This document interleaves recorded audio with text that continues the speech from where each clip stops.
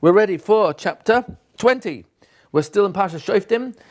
Basically, in chapter 20, you've got two items, the laws of war, and lastly, the laws of the 7 nations. So in the laws of war, you will notice the first picture has Jews fighting against the non-Jews. And then you see this Jewish soldier over there running away, and there's the red X. So that's telling me that a Jew is not allowed to desert his unit. You're not allowed to run away from war. It's an Issa D'Oraisa. It's one of the Tariag mitzvahs not to run away. In fact, you'll look it up in the Gemara and Sotah, it's in the Mishnah there, describes the heavy guys who were at the boundary behind the battlefields with massive axes, and these were tough guys. Any Jewish soldier who was deserting could get his legs slightly removed by one of these axes. Even in modern times, a deserter would be not just court-martialed, but actually in the First and Second World War, they would actually be shot to death. Yes, that was not unusual. Why? Because the minute you have someone who's retreating out of fear, you are instilling fear in the rest of your unit or your fellow soldiers, and that can, Has v'Shalom, cause many casualties and fatalities, fatal deaths. So it's considered something extremely chamor, and it's one of the mitzvahs in the Torah not to desert your unit, not to run away during battle. You had to be fearless, not because you were so strong inside, but because of your trust that Hashem is with you. And that's what makes you strong, not your physical prowess, not your physical ability. So that's that picture. Moving along, you see the Kohen, who's known as a Kohen Meshuach, has a din of a Kohen Gadol at this particular point. He gives a speech to the soldiers of encouragement and chizuk, but he also tells them these are the people who are pater, exempt from going to battle. Number one, if you recently married, that was within a year, hey, you have to stay with your wife. Make her happy. Stay home for the first year of your marriage. Number two, if you just built a home and haven't lived there for a year, you have to go back and live there. Number three, you just planted a kerem, a vineyard, you just started your business, building your field and your planting, go back home. Those are the 3 major exemptions. There is a fourth, if you're scared of blood.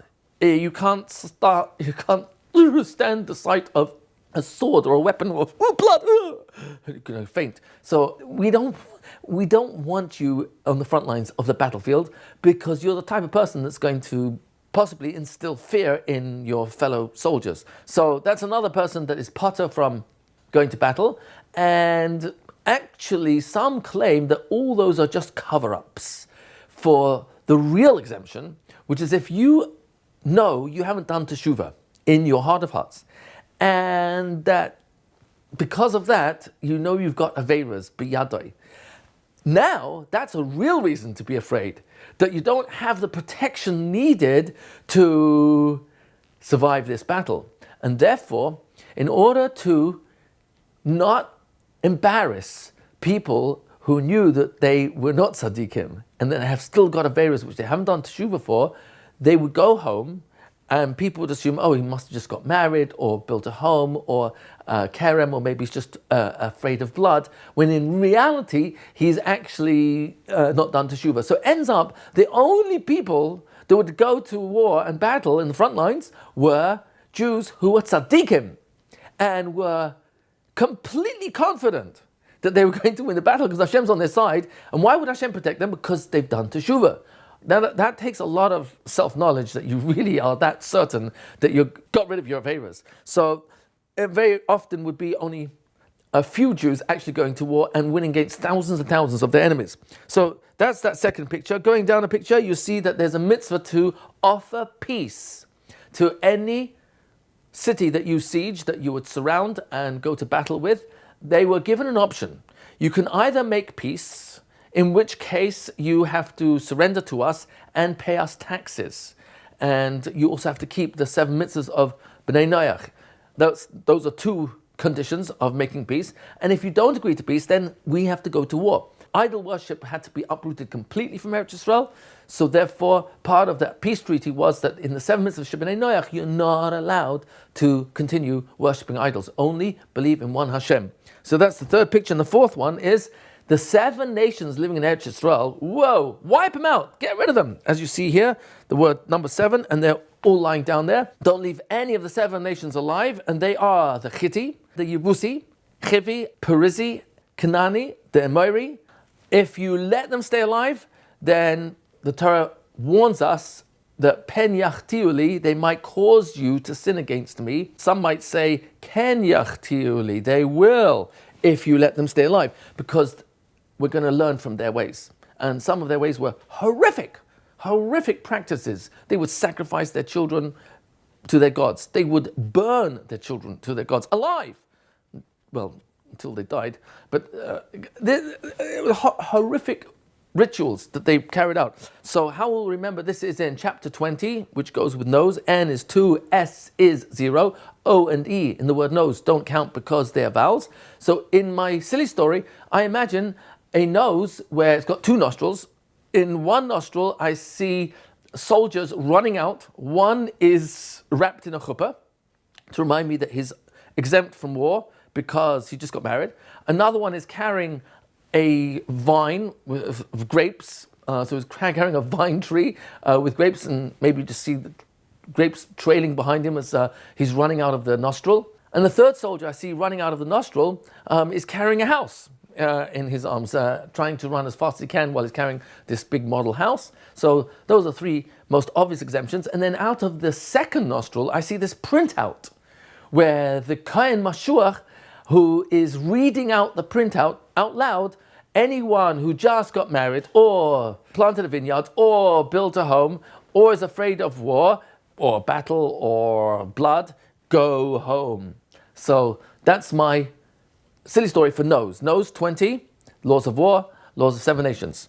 Now we're ready for 21. 21 is still in Parashas Shoftim, and 21 will continue in Kitese. But 21 in Parashas Shoftim, it's the end now of Parashas Shoftim, is the unsolved murder of the din of Egla Arufa. And what is that? You'll see here in the picture that a Jew is found dead.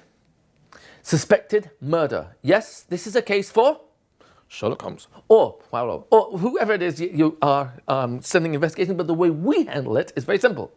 You call out the Beis Din and the Talmidei Hachamim, Kohanim, of the 2 nearest cities, and you measure which of the 2 cities is this person closest to. And then it's the Beis Din, Kohanim of that city that then have to take an egla, that's a female calf, in America, calf, spelt C-A-L-F, as in a young cow, and chop its head off. Yes, decapitate it. That means remove its head with a chopping knife, a specific type of chopping knife, which is used for butchers.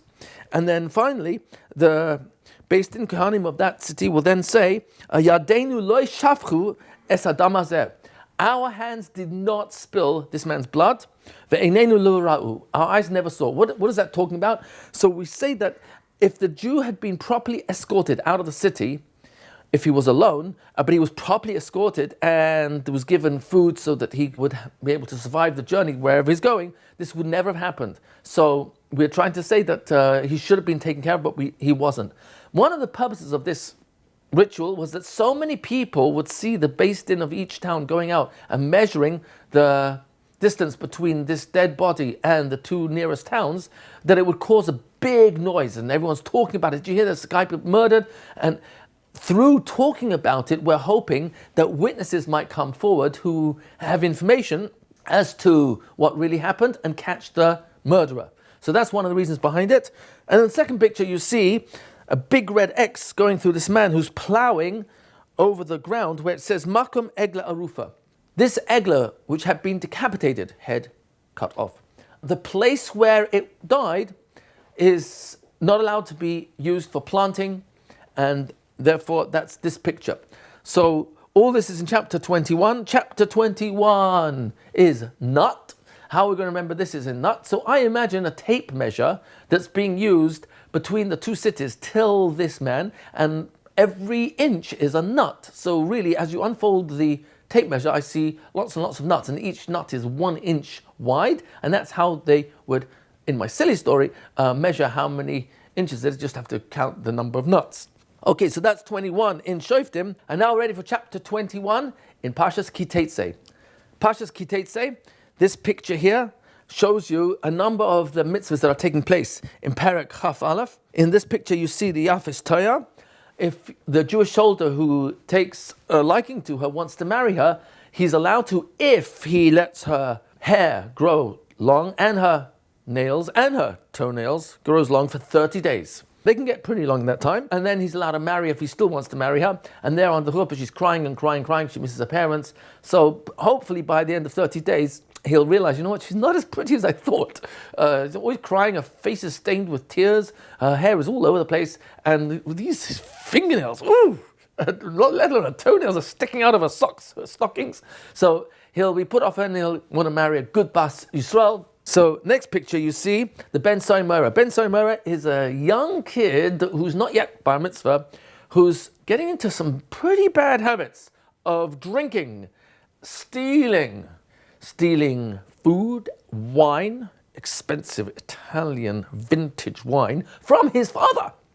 And he ends up doing some pretty bad things with it. And what ends up happening is that this son gets warned, and then if he doesn't stop, and he continues, it gets pretty bad. He is killed in order that he still gets Olam Haba instead of becoming a Rasha when he becomes an adult. So kind of merciful to this kid. Some say that this never actually happened, and the Torah is mentioning this either for the schar of learning or in order to prevent people from thinking, that's an interesting direction to go in. No, don't go in that direction. It leads to death, young, early. And in the next picture you see how based in kills a person. If it's a mises based in of sreifa or skila or hereg or chenek, either way they are going to then be buried. But if someone was high of skila, either because he was a megadef, that means he has v'shalom cursed the Kodesh Baruch Hu, or he served the Avodah Zarah, any of those two, then not only is he stoned, but he's then hung on this long stick that's stuck into the ground, and then across it you see another one sticking out perpendicular at right angles, and he's hung with his hands around the top of it after he's already dead, and he's hung there up until sundown, but not beyond. Immediately by sundown, he has to be taken down, and then the last picture shows that he has to be buried, and he's buried with the items he was killed with. He died with this beam of wood in the ground with the cross beam coming out at the top. Both of those are actually buried with him in the keva in his grave. So how we'll remember all this took place in Nut, in chapter 21 in Parshas Kiteitzei. So I imagine a Yafis Toya, a young lady with long hair, long nails, crying under the chuppah, and it's all inside this big nut. You see this big nut? Can you see the chuppah inside the nut? She's under there with a Jewish soldier. Can you see him in his uniform? And he gives her a nut to marry her with this nut. And the firstborn son, I can see hanging upside down from the chuppah. Can you see the rail across the chuppah at the top? And the son, it's his firstborn. So he gives him 2 nuts because he's the first one gets double portion. So that reminds me of what's going on in chapter 21. You want to bring in Ben Soimera, you can put that into your story in some way. For me, that's pretty much the way I schlep in the rest of it, based on the Yafis Toya, which is the beginning of Perek Chaf Aleph. Okay, Perek Chaf Beis 22. We're in Parshas Kiteitzei. Oh my gosh, 22 has 21 mitzvahs. Yeah, you heard it right. 22 has 21 mitzvahs. So in chapter 22, there's a lot going on over here. We can't get all 21 mitzvahs on one card, but we can do our best. So over here, you see in the first picture, Hashavas Aveda. There's a lost object. In this case, it looks like it's a diamond on the floor, and this gentleman over here sees the diamond and he returns it to its owner. Oh, you lost this. Well, actually, he has to give simonim. The owner has to give simonim to indicate that he really knows what it looked like, to prove that it really is his, and then say, oh yeah, you lost this is yours. You also have in that particular perek, you've got the Issa, Deraisa, one of the Targum mitzvahs, for a man not to wear ladies' clothing, and for a woman not to wear men's clothing. So that's in that picture there. Going down, There are other mitzvahs in this parak like Shluch HaKan, but we haven't put every single mitzvah in there, but Shluch HaKan is also in this parak. You've got the mitzvah of a marker. You've got to build a railing, at least 10 tefachim high, above every roof that is flat of a Jewish home. So if you've got any area of your house which has protruding outside a flat roof, you've got to put a railing there for safety reasons. If it has no access, meaning no one can get on the roof, then you don't need a railing there because no one can get there anyway. But if it has access, people can actually get on the roof, you've got to put a railing around it. It's called common sense, it's called safety. Safety first. So that's the din of a marker. The next picture shows you someone falling over a stone. Don't leave anything in an area where people could trip over and hurt themselves. There's lots of extensions of that, but that's essentially the mitzvah, not to cause a nichshol, a stumbling block for someone who might not be seeing it. And then the next mitzvah you see there is you're not allowed to plant a diversity of seeds. That, for example, you can't plant grape seeds with barley and wheat. Grape seeds must be planted alone with no others. That's called kilayim. It's forbidden mixture. And the last one mentioned here is the is of shatnez, also a forbidden mixture, also in the laws of kilayim, where you're not allowed to mix wool and linen together. So you've got a woolen jacket there, and it says there 99% wool and 1% linen. Asa! You're not allowed to have the slightest percent of linen. And one thread of linen would render the entire garment kilayim, shatnez, and it has to be removed. Not the wool, but the linen has to be removed in order to be able to have it. Go to your shatnez laboratory and they will check it out and put a label to show you that it's been tested. So those are some of the mitzvahs, 21 altogether, but those are some of the mitzvahs you'll find in chapter 22. 22 is onion. So in my silly story for chapter 22, onion, all I see is an engrave in blue on this grayish whitish onion. I see blue engraving of 21 mitzvahs. So I see 21 mitzvahs written in blue on an onion. Can you see that? Good. Okay, so that's my silly story. Now we're ready for 23. Chapter 23 only has 20 mitzvahs. Okay, so chapter 23 has much more than I've put on this card, but essentially, you're not allowed to marry Ammon and Moav. There's a list in chapter 23 of forbidden marriages, including don't marry the father's wife. That means if a father remarried, not allowed to marry his wife. Number 2, not allowed to marry a saris, that is someone who's unable to have children. Not allowed to marry a mamzer, not allowed to marry Ammon and Moav. A mamzer is someone who's born from a forbidden relationship that would require kares as a penalty. And Ammon and Moav are 2 nations. The men of those nations, a Jewish wife, a Jewish lady, is not allowed to marry. That's why in these 2 pictures you got Yehudit, a Jewish lady who is next to a person called Ammon under the chuppah, and the X shows you not allowed to marry him. The next one is a Jewish lady, Yehudit, and next to her is a man who's trying to marry her from Moav, and also the red X. The red X in a chuppah shows that's a forbidden marriage. The next picture shows you the laws of malveh and loiva. A malveh is not allowed to lend on interest, and the loiva is not allowed to pay the malveh on interest. That is those 2 pictures. There are a lot of other mitzvahs taking place in this particular card, in this particular chapter. So for example, if someone is tameh, he's not allowed to enter the Beis HaMikdash. There's also the laws of having to prepare for battle. You actually have to have a shovel with you as a soldier to break the ground and use that as a bathroom if you need to. And also a spike, also for making a hole in the ground, either for number 2s or number 1s. And you also have the laws of vows, of Nedarim. Some of the vows are also in here. And lastly, you've also got workers' rights. Yeah, the Torah covers everything. What is a worker allowed to do? What can he do during break time? What can he do during work? Is he allowed to eat during work? What can he eat? How much can he eat? All that's in this parsha, in this parak. So that's all in chapter 23. Chapter 23 is Noam. How are we going to remember chapter 3 in Noam? So I imagine a Noam is throwing up in the air a number of different people. An Ammonite, Moabite, and a Saris, and a Mamzer. These people are forbidden to be married to. He's throwing them up in the air, and then he's catching them in his shovel, which he uses for digging to make a hole. If a soldier needs to use a bathroom, then that's how they would use it. They take a little shovel or a spike, and they would make a hole And so I see this gnome throwing up in the air these people who are forbidden and landing on his shovel, which is used for battle. Okay, so that's chapter 23. Now we're up to chapter 24. We're still in Parshas Kitetse, and in chapter 24 we only have 15 mitzvahs. That's right, we're going down in numbers of mitzvahs. So you had 21 mitzvahs in chapter 22, you had 20 mitzvahs in chapter 23, and now in chapter 24 you've got 15 mitzvahs.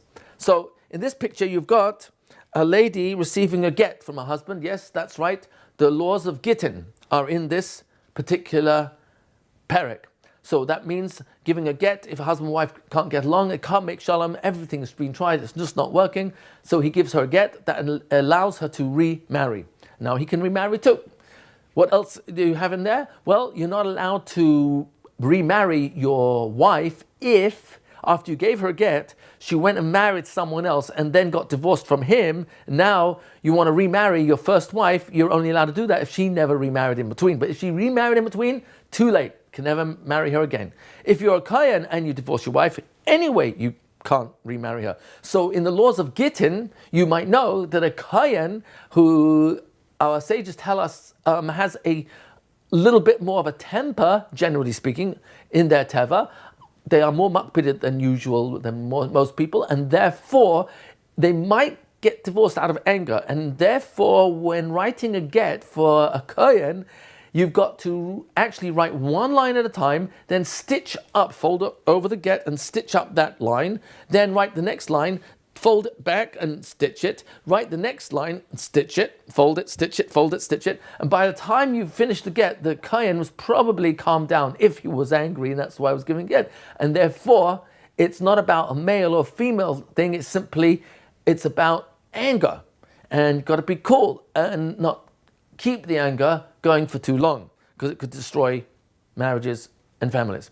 So the laws of Gittin are in that picture. Next you see a man and wife who are getting married under the chuppah, and all these Jews going to war.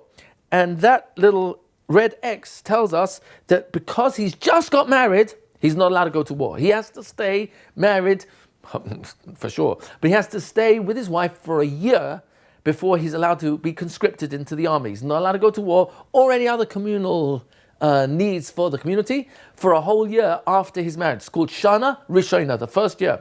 Nowadays that only lasts about 15 or 20 years till husband and wife really get along properly, but that's only pure humor, no reflection on reality whatsoever. So the next picture shows us the laws of a mashkoin. What are the laws of a mashkoin? A malveh is a lender, a loiva is a borrower. And a malveh might request of the loiva, the borrower, you know what, how do I know you're going to pay me back? I'll tell you what, give me your Rolex watch, or your cushion, or your mattress, or your tools that you use for work. Whatever he takes as a mashkoin, he's allowed to take, it's called collateral. It's a way of ensuring that the guy, the loiva, is going to pay the malveh back. But there are laws about taking a mashkoin. You're not allowed to take a mashkoin from an almana, period. If she's a widow, you can't take a mashkoin. If it's kli oichel nefesh, if it's a utensil used for cooking, you're not allowed to take a kli. He's got to be able to feed himself. If you take a mashkoin, which is something he needs to go to sleep with, a cushion, pillow, blanket, you've got to return it by the end of the day. So he's got a way to sleep and get a decent night's sleep, because he's got to go to work the next day to pay off his debt to you. If it's a kli, it's a tool which he uses during the day. So let's say he's a cameraman, for example, you have to return the camera for him to work by day. You can't keep it by night. So there are laws about mashkoin, and that's all in this parak. Chapter 24. Very good. So continues in chapter 24, you see there's one of the halachas of tsaras, and that is that if a Jew has got tsaras, he's not allowed to remove the simanim of tsaras from his body. There are some other mitzvahs in here. For example, shikha. It's not on this picture, but it's in the parak. Can't fit everything in the picture, can I? I mean, do our best. Okay, so chapter 24 is Nero. Nero is 24. How will we remember all this in Nero? So I just imagine Nero is the one who is actually giving a get to the lady, and she's so petrified of this Roman Caesar that she doesn't ask any questions. He just passes on the get to this petrified wife of his. So moving along, I would see then Nero getting married to another wife, just my silly story, and that way he's getting himself out of having to go to war. So it's just my silly story. You can make anything you want out of these stories. It's really in your imagination. I'm just giving you examples of my imagination. As crazy as it is, that's the way you remember things if they're crazy. If you never had a file in your brain of Nero giving a get to a petrified wife and then jumping under the chuppah after he gave it in order to exempt himself from the army, so you might remember that for a while. If you do chazara a few times, it might stick for even longer. Okay, so that's chapter 24. We are now up to chapter 25 in Parshas Ki Teitzei. In here you've got quite a few halachas. You've got the laws of Malchus, of whipping. You also have the laws of Yibum. We'll talk about that in a moment. And the laws of honest measures and weights. And finally, remember Amalek. Don't forget. Don't forget to remember what Amalek did to us. Those are essentially the 4 items in this parak. So in our picture, you've got number 1, this member of Beis Din, the shaliach of Beis Din, whipping a Jew who's chayav malchus. He can get up to 40, but not 40. It's got to be 39, but not more than that. So it says here 39 plus 1 with a red X, so that you know he's not allowed to get 40 lashes. He's got to get either 39 or a divisible number of 3 within 39. So it could be 13, because that's divisible by 3 in the number 39. The next picture shows us the laws of Yibum. Here's a man marrying his wife, and this man has a little aleph under it to show us that over here where he died and he's buried, there's his name, Aleph. The wife is right next to him. You can see her crying there. And there's 2 brothers from her deceased husband who are waiting in line. And she has to marry the oldest of the 2, or rather he has to marry her. And that's called the mitzvah of Yibum. The laws of Halitza, that means if he refuses to marry her, then there's the laws of what has to take place. She removes his shoe from his foot. It's a special shoe with a strap. She unstraps it. She spits on the floor to show her disdain, to show her disgust that this brother refuses to marry, and through that be able to bring a child into the world who will be named after the deceased brother, because that's one of the reasons for Yibum. So all that's in this parak Hafhei. Moving down, the laws of measures and weights. You're not allowed to own a weight or a measure that is faulty. It has to be perfect. It has to be checked. You would even have Jewish policemen, kind of checkers, who would go around checking on the weights and measures of Jewish stores. We don't have that nowadays.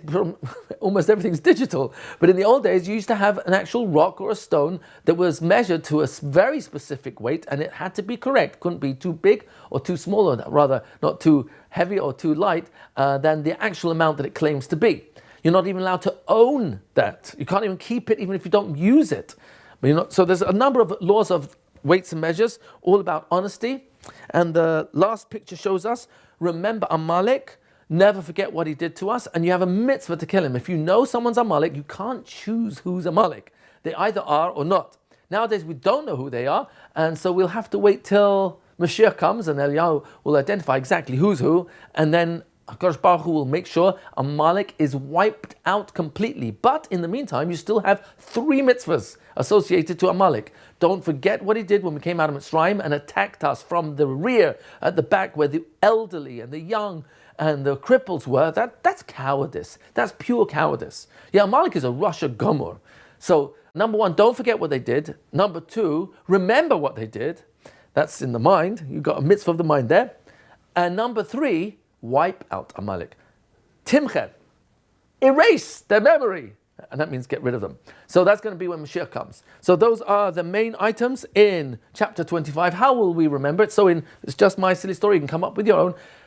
25 goes with nail. N is 2, AI are both vowels, they don't count, and L is 5. So nail is 25. How will I remember this in chapter 25? So I imagine the shoe of the Yibum has been nailed to the floor. So the guy can't even get his foot out of the shoe. It's like nailed to the floor. And the nail has gone through the floor so deep that Amalek, who's living on the basement below you, the nail went through his head and killed him. So that was a pretty good, you really nailed him there. So that's my silly story for remembering what's going on in chapter 25. If you want a special way to include the whipping, because that's also in chapter 25, you can do that. But those are the 2 items that I put there to help me remember.